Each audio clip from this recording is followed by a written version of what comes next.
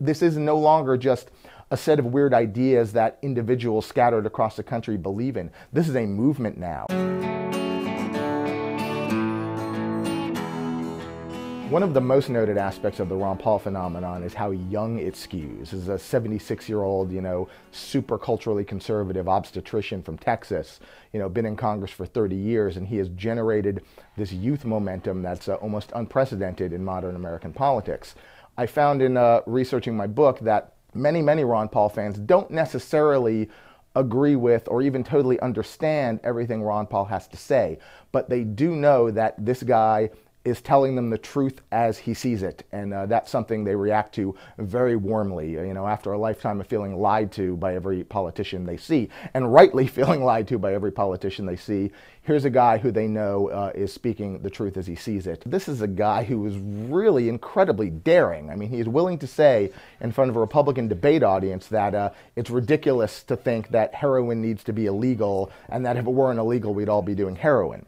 How many people here would use heroin if it was illegal? Ron Paul is a guy who is willing to say to a Republican crowd the day before he has to win an extremely important straw poll in Ames, Iowa, that we need to apply the golden rule to our understanding of foreign policy and see that there are probably lots of reasons why Iran thinks it makes perfect sense that it should have a nuclear weapon, and that there's no reason that we need to go to war over the notion that one more country might have a nuclear weapon. Maybe we ought to consider a golden rule in foreign policy. Don't do to other nations what we don't want to have them do to us. Young people really are attracted to this sort of boldness and daring, and he's the only politician willing to say these things, because every other politician is just sort of defending some small portion of the status quo. He has a full-fledged political philosophy to sell. He's been selling it for decades, and he's not going to, chip away at it just for the sake of electoral advantage. I've been watching Ron Paul and the Ron Paul phenomenon since 1988. I first saw him speak to a crowd at a big state school, the University of Florida, in January 1988, when he was running for president with the Libertarian Party.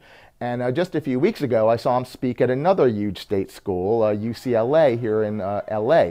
The differences were staggering. In 1988, Ron Paul was speaking to around 100 kids who were just sort of looking into this weird curiosity. In 2012, Ron Paul is speaking to 7,000 kids who aren't really there to learn. They are there to cheer. They know all this stuff already. When Ron Paul says the name Ben Bernanke, 7,000 kids are booing. When Ron Paul mentions the National Defense Authorization Act, 7,000 kids are booing.